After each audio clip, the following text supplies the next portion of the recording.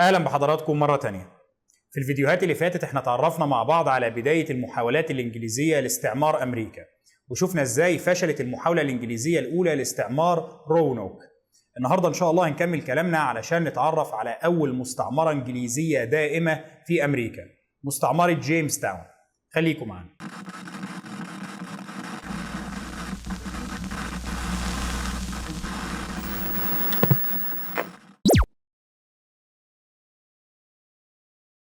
بعد فشل محاولات انجلترا لإقامة مستعمرة إنجليزية دائمة في روانوك، مشروع الاستعمار الإنجليزي لأمريكا بيتعطل شوية، بيتعطل تقريبا لحد نهاية عهد الملكة إليزابيث. اللي بيحصل في الفترة دي هو إنه الإنجليز بيركزوا بشكل أساسي على الحرب مع أسبانيا، الحرب دي اللي بتحتاج منهم توفير موارد ضخمة جدا والتركيز فيها بشكل أساسي، وما بتسمح لهمش إن هم يركزوا جهودهم على إنشاء مستعمرات. بالإضافة لكده الإنجليز في المرحلة دي ومن خلال التجربة المريرة بتاعتهم في روانوك بيكونوا أدركوا إنه عملية الاستعمار مش عملية سهلة. الموضوع مش زي ما هم كانوا فاكرين إنه مش محتاج حاجة وإحنا بس هنروح العالم الجديد نلاقي هناك تلال من الذهب والفضة مستنيانا علشان ناخدها ونرجع. لا، الإنجليز هنا بيبدأوا يدركوا إنه الاستعمار عملية محتاجة وقت طويل جدا ومحتاجة توفير موارد ضخمة ليها لو كنا عايزينها بالفعل تنجح. وعلشان كده فكرة استعمار انجلترا للعالم الجديد بتتعطل شوية. ولكن بعد وفاة الملكة إليزابيث وبعد توقيع معاهدة لندن سنة 1604 ما بين انجلترا وما بين اسبانيا، بقى واضح انه الطريق بقى مفتوح مرة تانية امام انجلترا علشان تجدد مشروعها لاستعمار امريكا. من ناحية انجلترا بقت شايفة انه حاليا مفيش بيننا وبين اي دولة تانية حروب، وعلشان كده السفن الانجليزية تقدر تبحر من والى العالم الجديد بسلام، مفيش حد هيهاجمها في البحر. السفن الاسبانيه مش هتهاجم السفن الانجليزيه وتمنعها من الوصول الى المستعمرات بتاعتنا، وبكده انجلترا تضمن خطوط اتصال سريعه مع مستعمراتها. مش هيتكرر نفس الخطا اللي حصل مع روانوك بان احنا نسيب مستعمره معزوله تماما لمده 3 سنين. لا، اللي بيحصل هنا انه الانجليز بيلاقوا ان اي مستعمره تابعه ليهم السفن بتاعتهم هتقدر توصل لها في خلال شهرين تقريبا، ودي فتره كويسه جدا وما تسمحش بان المستعمره تموت من الجوع او من اعتداءات السكان المحليين زي ما حصل قبل كده. بالإضافة لكده على الجانب الآخر الأسبان كان واضح أنهم بعد توقيع معاهدة لندن مش ناويين يدافعوا عن مبدأ احتكار أسبانيا للعالم الجديد. خلاص الأسبان كان واضح أنه اللي عندهم مكفيهم. المناطق الخاضعة بالفعل للنفوذ الأسباني كانت بتشغل كل جهد ووقت أسبانيا. أسبانيا ما كانش عندها لا القدرة ولا الرغبة في أن هي تبسط نفوذها على مناطق جديدة، وعلشان كده كان خلاص بقى واضح جدا أنه اللي عايز يستعمر أي منطقة لم تخضع بعد للنفوذ الأسباني يتفضل، أسبانيا مش هتعارضه. وعلشان كده الملك جيمس الأول ملك إنجلترا بيجي في 10 أبريل سنة 1606 بعد سنتين تقريبا من توقيع معاهدة لندن مع أسبانيا، وبيقرر إن هو يعيد إحياء فكرة استعمار إنجلترا لأمريكا. طيب هيعمل ده إزاي؟ الملك جيمس هنا بيقرر إن هو يلجأ لسياسة إنجليزية تقليدية أثبتت نجاح شديد على مدار مئات الأعوام. السياسة دي بتتلخص في إنه البلاط الإنجليزي يحاول يحقق أقصى مكاسب ممكنة بدون ما يخاطر بأي شيء أو بدون ما يتحمل خسائر. طيب هيعمل ده إزاي؟ الملك جيمس بمنتهى البساطة بيلاقي إنه إنجلترا كدولة لو حبت تبسط نفوذها وسيادتها على مناطق في أمريكا محتاجة إن هي توفر موارد ضخمة جدا، سواء من الجنود أو السلاح أو التمويل أو الوقت اللي هتستثمره في الحملات دي. الاستثمار الضخم ده ما بيكونش واضح إمتى وإزاي البلاط الإنجليزي ممكن يقدر يعوضه، وعلشان كده الملك جيمس بيلاقي إنه دي مغامرة أكبر من إنه البلاط الإنجليزي ممكن يدخلها. لا، إحنا مش هنخاطر بكل التكلفة دي، مش إحنا اللي هنتحملها. امال مين اللي هيتحمل التكلفة دي؟ الملك جيمس بيقرر في 10 ابريل 1606 ان هو يمنح الامتياز والحق الحصري في استعمار منطقة فيرجينيا لشركة خاصة. منطقة فيرجينيا اللي انجلترا اعلنت سيادتها عليها في عهد الملكة إليزابيث. الملك جيمس بيقرر ان هو هيمنح الحق الحصري في اقامة المستعمرات فيها لشركة خاصة اسمها شركة فيرجينيا. شركة فيرجينيا هتكون هي المسؤولة عن استعمار المنطقة دي، عن إقناع المستعمرين بالانتقال ليها، وعن تحمل نفقات انتقال المستعمرين دول من إنجلترا إلى العالم الجديد، وتحمل نفقات إقامة أماكن لمعيشتهم في المستعمرات الجديدة اللي هم هيكونوها دي. طيب هنا الشركة كسبانة إيه والبلاط الإنجليزي كسبان إيه؟ بالنسبة للشركة فالملك جيمس كان ادالها الحق الحصري في التعدين وفي البحث عن أي ثروات موجودة في منطقة الامتياز اللي هي منطقة فيرجينيا أو ما يمثل السواحل الشرقية للولايات المتحدة الحالية. اي حاجه هتلاقوها هناك، اي ثروات تقدروا تحصلوا عليها هتبقى بتاعتكم. لقيتوا ذهب، لقيتوا فضه، لقيتوا نحاس، كل ده هيبقى بتاع الشركه. طيب والبلاط الانجليزي؟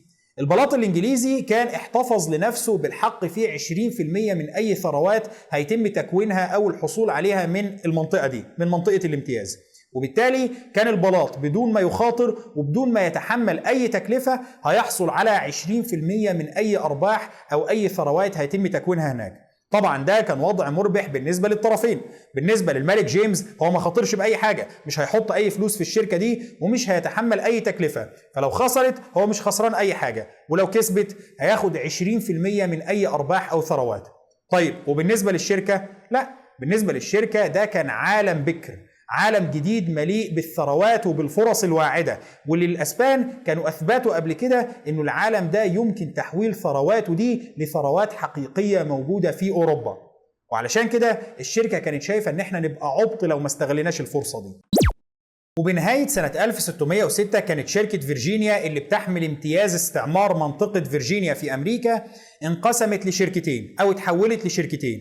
الشركة الأولى اللي هي شركة فيرجينيا لندن، والشركة الثانية اللي هي شركة فيرجينيا بليموث، واللي من باب التبسيط بقوا بيتسموا بعد كده شركة لندن وشركة بليموث.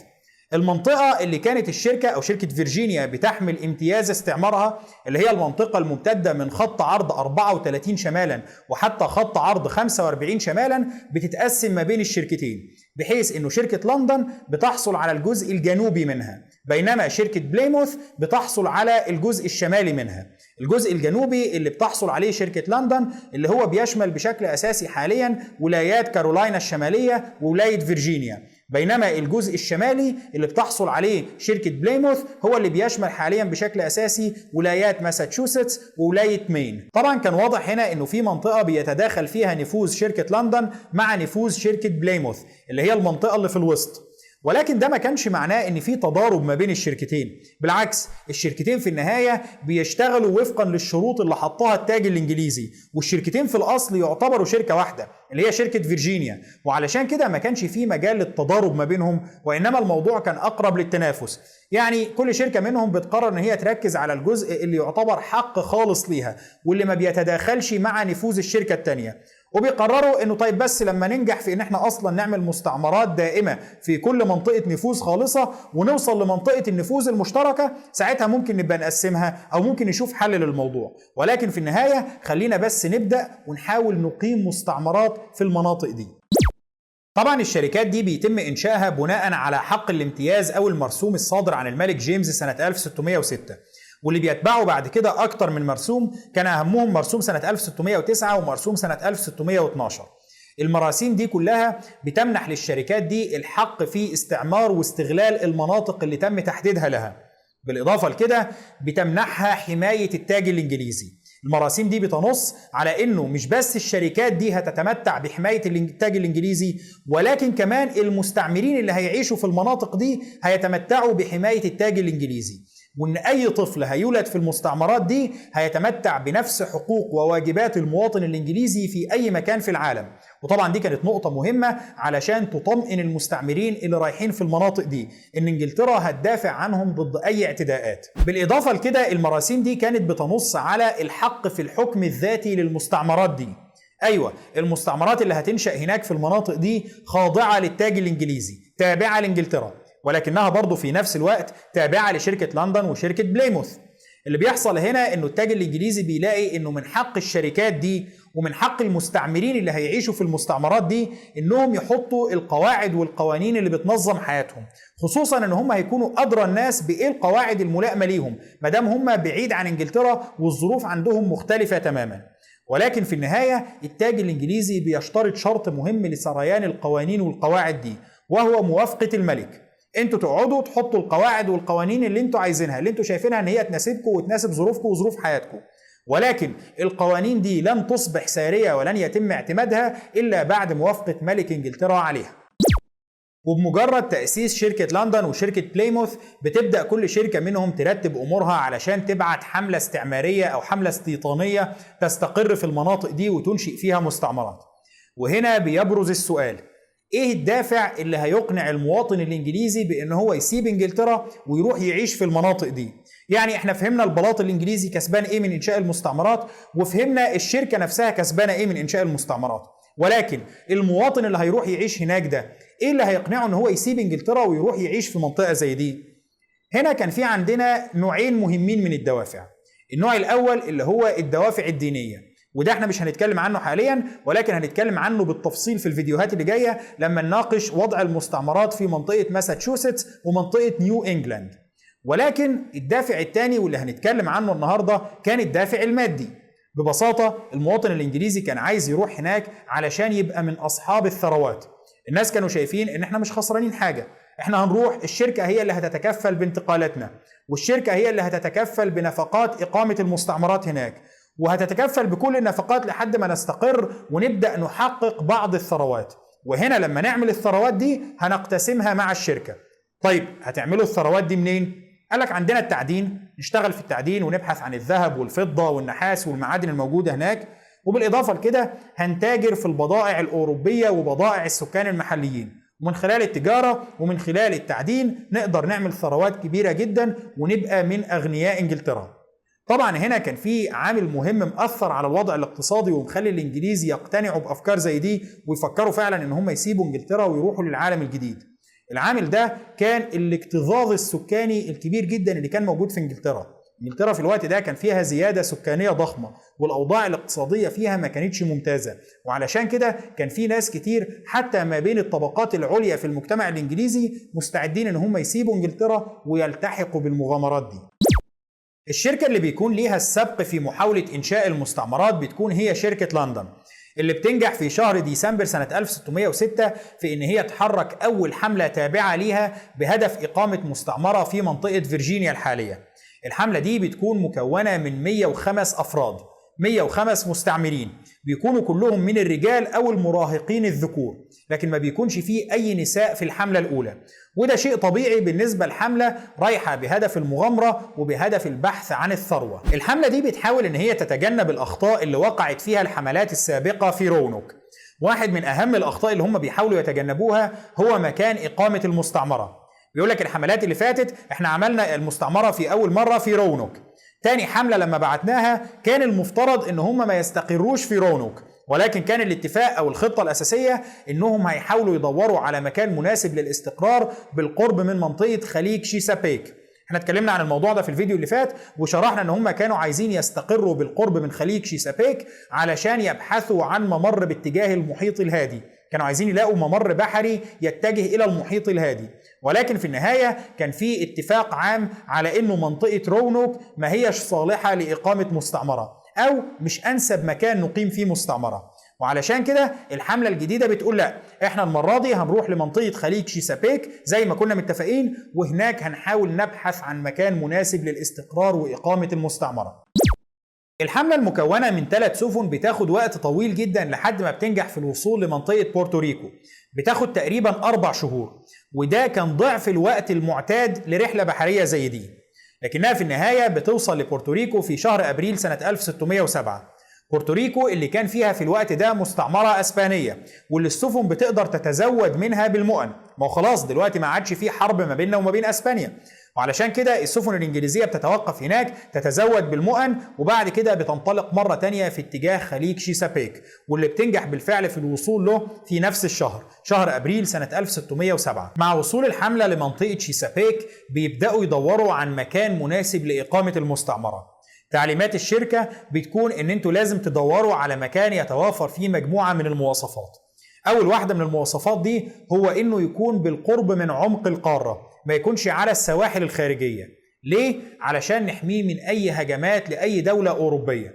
طب يا جماعة هجمات ايه؟ مش احنا دلوقتي في حالة سلام، انجلترا ما فيش حروب ما بينها وما بين اي دولة؟ الشركة بتقول ايوه ده حاليا، ولكن الله اعلم اللي جاي ايه، فاحنا خلينا في الامان، خلينا ندخل في عمق القارة ونبعد عن السواحل الخارجية، علشان لو حصل اي توتر سياسي ما نلاقيش اسطول بحري او اسطول حربي اسباني او جاي من اي دولة تانية جاي يهاجم المستعمرة بتاعتنا. طيب الجزء الثاني اللي كانوا بيدوروا عليه او العامل الثاني اللي كانوا بيدوروا عليه في المكان اللي هم هيلاقوه ده هو انه يكون قريب من مياه عميقة تسمح برسو سفن الاسطول الانجليزي. احنا عايزين مكان احنا نعرف نوصل له بسهولة والسفن بتاعتنا تقدر توصل له بمنتهى السهولة. والحاجة الثالثة اللي كانوا بيدوروا عليها هو انهم عايزين مكان يكون سهل الدفاع عنه امام اي هجمات من السكان الاصليين. عايزين مكان ما يكونش في وسط تجمعات كبيرة من السكان الأصليين علشان نقدر وقت اللزوم أو لو حصل أي اشتباكات ما بيننا وما بينهم نقدر ندافع عن المستعمرة الإنجليزية. بعد عملية بحث مكثفة في منطقة خليج شيسابيك، الإنجليز بيلاقوا نهر بيصب في الخليج ده. النهر ده اللي الإنجليز بيقرروا يسموه على اسم الملك بتاعهم، بيسموه نهر جيمس. الإنجليز بيقرروا إن هم يتوغلوا بالسفن بتاعتهم دي داخل نهر جيمس بحثا عن مكان يصلح لإقامة المستعمرة. المناطق اللي الإنجليز كانوا بيتوغلوا فيها دي كانت لا تزال جزء من منطقة فيرجينيا اللي الشركة لها حق الامتياز بتاعها، واللي كان تابع ليها المنطقة اللي تم إقامة مستعمرة رونوك قبل كده فيها. ولكن الإنجليز هنا كانوا بعيد عن منطقة نفوذ قبائل السيكوتان اللي كانوا مسيطرين على المنطقة اللي موجود فيها جزيرة رونوك. القبائل اللي كانت مسيطرة على المنطقة دي كانوا مجموعة ضخمة من القبائل القوية جدا واللي عددها كبير، اللي كانت بتعرف باسم قبائل البوهاتان. البوهاتان كانوا مجموعة من القبائل المحلية، عددهم تقريبا 30 قبيلة. كل قبيلة من القبائل دي كانت بتخضع لسلطة زعيم محلي، قائد قبيلة محلي، والزعماء دول كانوا بيخضعوا بدورهم لسلطة زعيم كبير اللي هو كان بيحكم البوهاتان كلهم. الزعيم الكبير ده ما كانتش كل القبائل بتدين له بالولاء بنفس الدرجة. بعض القبائل كانت بتخضع لحكمه بشكل شبه مباشر، بينما في قبائل تانية كانت لا تخضع له إلا بشكل اسمي فقط. ولكن في النهاية كان في نوع من الترابط ما بين القبائل دي شبيه بنظام الكونفدرالية الموجود حاليا. ده كان نظام السلطة المتعارف عليه في أوساط القبائل دي. القبائل دي كانت بتدين كلها زي ما قلنا لزعيم واحد. الزعيم اللي كان موجود في وقت وصول الحملة الإنجليزية كان اسمه واهون سيناكو.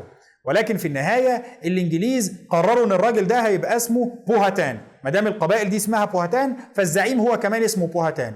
وعلشان كده في جزء كبير جدا من المصادر بيستخدم اسم بوهاتان كاسم للزعيم ده. البوهاتان كانوا بيعبدوا إلهين بشكل أساسي.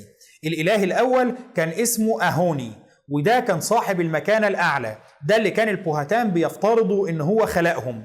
بينما الإله الثاني صاحب المكانة الأقل نسبيا كان اسمه أوكي، وده كان المفترض إنه أخو أهوني، لكنه كان ده الإله اللي بيستجيب لصلوات البشر واللي كانوا بيقدموا له القرابين. بالإضافة لكده البوهاتان كانوا بيقدسوا مجموعة كبيرة جدا من الأرواح ومن قوى الطبيعة. المحاصيل الرئيسية اللي كانت موجودة في منطقة نفوذ البوهاتان كانت الذرة والتبغ.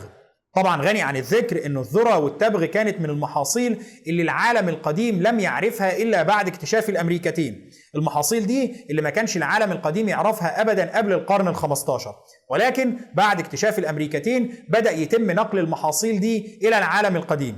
على رأس المحاصيل دي طبعا كان التبغ والذرة، ولكن كانت بتشمل كمان الطماطم والبطاطس والأناناس والكاكاو وغيرها من المحاصيل اللي كانت موجودة بشكل حصري في العالم الجديد إلى أن تم اكتشاف العالم الجديد واكتشاف المحاصيل دي بالتبعية. البوهاتان كان عندهم احترام للمرأة بدرجة كبيرة، وكان وارد أن المرأة تتولى منصب زعيم القبيلة، بالرغم من أنه طبعا كانت فرصة الرجال في تولي المنصب ده أعلى دائما من فرصة النساء. البوهاتان كانوا بيسيطروا على منطقة طولها حوالي 100 ميل وعرضها حوالي 100 ميل، حوالي 160 كيلو في 160 كيلو. المنطقة دي كان بيعيش فيها من 20 ل 30 ألف فرد خاضعين لسلطة البوهاتان، وهي دي المنطقة اللي الإنجليز بيقرروا إن هم يختاروها لإقامة أول مستعمرة إنجليزية في أمريكا. الإنجليز بعد ما بيتوغلوا في نهر جيمس شوية بيوصلوا لشبه جزيرة موجودة داخل النهر. شبه الجزيرة دي الإنجليز بيشوفوا إن هي مناسبة لإقامة المستعمرة بتاعتهم من كل النواحي. من ناحية كانت المياه المحيطة بها مياه عميقة، وبالتالي كانت بتسمح برسو سفن الأسطول الإنجليزي بسهولة. ومن ناحية تانية احنا ما كناش على المحيط، ده احنا داخل نهر متصل بخليج متصل بالمحيط. ده معناه ان الإنجليز كانوا بعيد تماما عن أي هجمات أوروبية محتملة. ومن ناحية ثالثة الإنجليز بيلاقوا ان شبه الجزيرة دي خالية تماما من السكان الأصليين، ما كانش فيه أي حد من البوهاتان ساكنين داخل شبه الجزيرة دي، وده بيشجع الإنجليز على الاستقرار فيها، لأن استقرارهم فيها هيتم بدون قتال مع البوهاتان وبدون استفزاز ليهم، وبكده الإنجليز مش هيبدأوا استقرارهم في المنطقة دي باستعداء البوهاتان أو ببدء حرب. طبعا الانجليز ما بياخدوش بالهم في الفتره دي انه طيب ليه البوهتان سايبين شبه الجزيره دي بدون ما يستقروا فيها؟ ما بيقدروش يستوعبوا انه في سبب خلى البوهتان يسيبوا المكان ده فارغ تماما. ولكن احنا هنتكلم عن النقطه دي في الفيديو اللي جاي ان شاء الله. عموما الانجليز بيشوفوا ان استقرارهم هنا هيكون له ميزه استراتيجيه كمان، انه حتى في حاله حدوث قتال مع البوهتان شبه الجزيره هتكون محميه بالماء من 3 نواحي، بينما الانجليز هيضطروا ان هم يدافعوا عنها او يحموها من هجمات البوهتان من اتجاه واحد فقط، اللي هو الاتجاه اللي هي متصله فيه باليابسه. وعلشان كده الانجليز بيقرروا ان هو ده المكان اللي هينشئوا فيه المستعمره بتاعتهم. وبالفعل 104 مستوطن انجليزي بينزلوا من على متن ال3 سفن علشان يستقروا في شبه الجزيره دي. 104 مش 105، لانه في واحد من المستوطنين دول مات في الطريق. ال104 مستوطن اللي بينزلوا في المنطقه دي بيؤسسوا مستعمره. المستعمره دي هي اللي هتكون اول مستعمره انجليزيه دائمه في امريكا. المستعمرة دي اللي هتعرف باسم مستعمرة جيمس تاون. هنقف لحد هنا النهاردة إن شاء الله. شكرا لحضراتكم، وإن شاء الله الأسبوع الجاي نكمل كلامنا.